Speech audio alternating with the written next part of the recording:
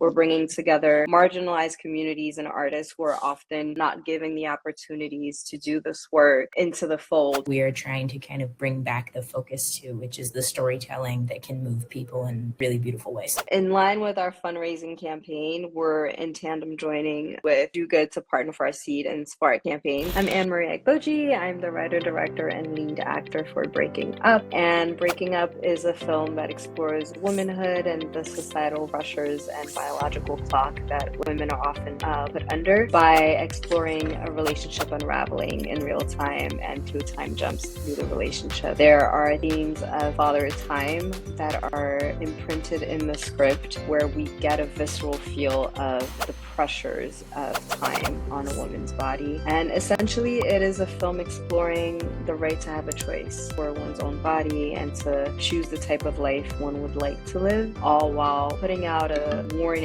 of the price there is to pay for choosing yourself in a relationship and out in the world. Hi, my name is Kenzie Jepperson. I am the founder and executive producer of Nightingale Studios. I am the lead producer of Breaking Up. Nightingale Studios is an independent boutique studio production company based in Upper Manhattan, whose entire premise is stories rooted in authenticity. So every single thing we do is rooted not only in authentic human truths, but also authentic human creation. It's really, really important right now in a world where there is a lot of noise around how to make film, to remember that they made films, 50, 60 years ago without any of that, and just people and cameras, and they figured it out. And that is really what we are trying to kind of bring back the focus to, which is the storytelling that can move people in really beautiful ways. Thank you for sharing. Do you want to go into a little bit of like the inspiration, what prompted you to go on this journey of making a film? And then we'll get into what brought you specifically here to Do Good. Yeah, so the story itself is inspired by my parallel experience with the biological clock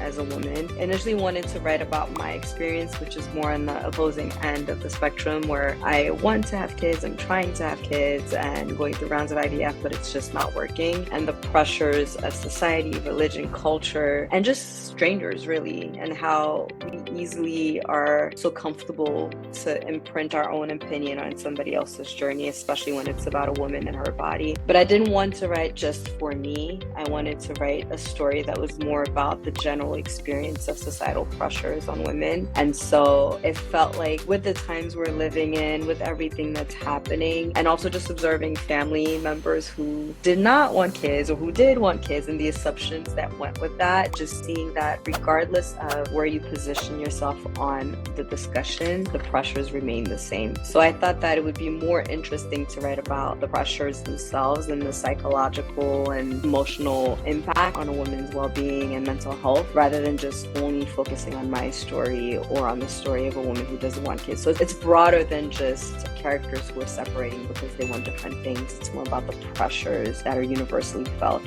for women or womb owners in this conversation. And I found my way to Do Good through Kenzie, amazing Kenzie, who has worked with Do Good in the past on, I think it was My Boyfriend's Petty, right? Surviving myself. Yeah. So the fact that the film has a lot of themes that are impact themes around, women's rights and things like that, it felt very much aligned with some of the work that Do Good does to bring impact into the projects that you support. So it felt very much like the right course of action to take. Yeah, no, we definitely have a couple of conversations with Kenzie or with people who are in the Kenzie sphere, I guess you could say. So it's definitely been cool having so many film projects come to us that are all hoping to create genuine impact, to not just make a film, but to make a film that hopefully speaks to or stirs up something in people. And I'm curious, Anne-Marie, if there's anything that you would like to talk about, like some exciting moments or very impactful moments for you on the journey of like, well, actually, I guess, where are y'all in the process of making the film, like production-wise? Where are y'all at? Where are y'all hoping to get to in how long? So we're currently in pre-production, specifically the fundraising part of pre-production, looking for the funds, and we have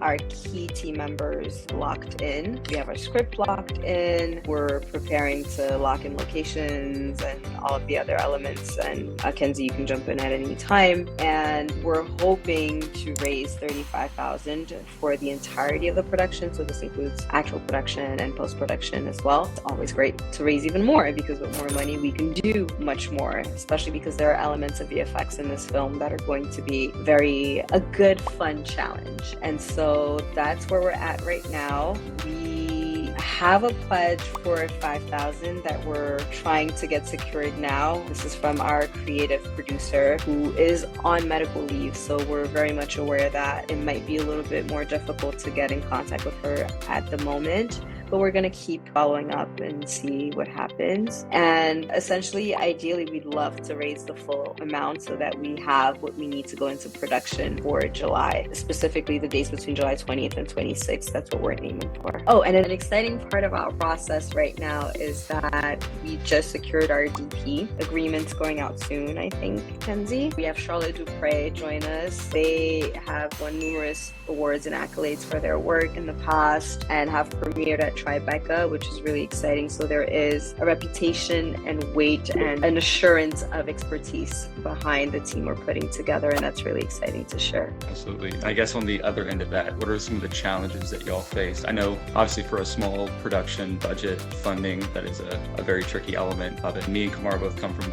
the film world ourselves before we came on with Do Good, so we definitely understand how that goes. But yeah, what are some of the struggles y'all are going through right now? I think the biggest struggle still remains finding the right VFX person. I think Kenzie and I have spoken to you, Kamar, about that a little bit in the past, and making sure that we're getting real human people to do that work. It's come to our attention that, putting out feelers on the usual channels has proven harder because of AI and all the bots responding to our call. So that's been an interesting new challenge, I think, for me anyway, this go around, where it's much harder to get real actual people that you can sit down and talk to. And especially with a production of this nature, a short film, it's been interesting to talk to people and see how afraid of the visual effects portion sometimes folks are. So it is, however, exciting because Kenzie and I are really on the same page about being creative, scrappy, and fighting for the vision. So at the same time,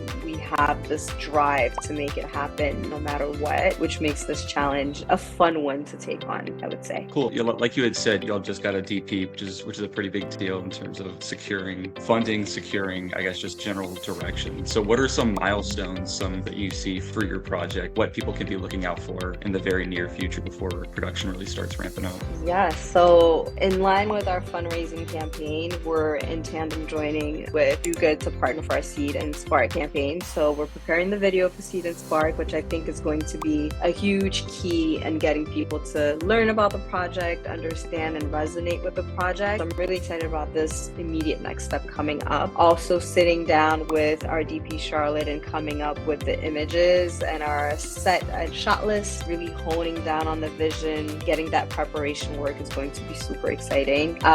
We're preparing our zines and all of our fun little gift for our donors, because we really want to make sure that people feel like they're part of this journey with us and that they're able to feel that their impact is making such a difference by supporting our project. So that's also something that's super duper exciting in the works. And I'm trying to think of what else is coming up before we hit production. We're casting. Yes, oh my gosh, yes, we're casting. You're We're currently casting.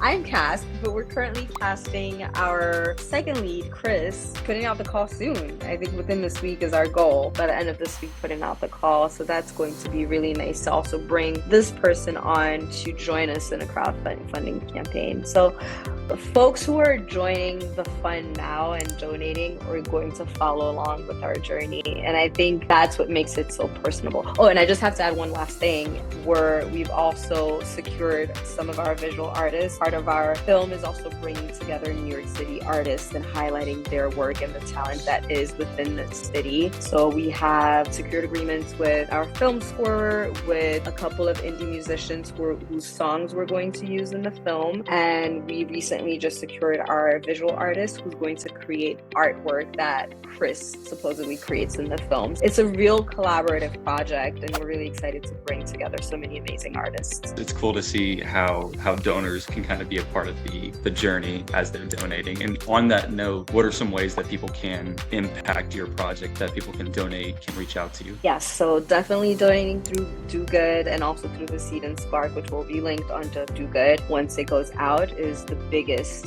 way we can receive support right now. But also sharing with their community, their tribe, their friends, their employers, especially to try and get employer donation matches. Getting the word out about the film is the second best thing folks can do for us at this stage. And then finally, just following along with the journey, following Nightingale's page. We're posting all of the film updates, sharing that content, and following on social media to join this tribe that we're creating for this film specifically. Awesome. Kamara or Kenzie, do you have anything else that y'all want to add here? Yeah, I'll just chime in a little bit and just kind of extend on what Anne-Marie's talking about when it comes to the way that we want to make this something that everyone's involved in. Independent filmmaking in particular is a beast that like no one really understands, especially the boutique indie world, which is what we consider ourselves to be at Nightingale Studios, the micro budget where everyone is getting a piece of the pie, everyone is getting paid their fair rate, but we're finding the money on our own. We don't have big studio backing. We don't have distribution deals. A lot of this right now that we're doing is short films and storytelling and finding artists and filmmakers who are innovative in their storytelling, innovative in their ideas, and how we execute that. And I think the best part of that is the donation and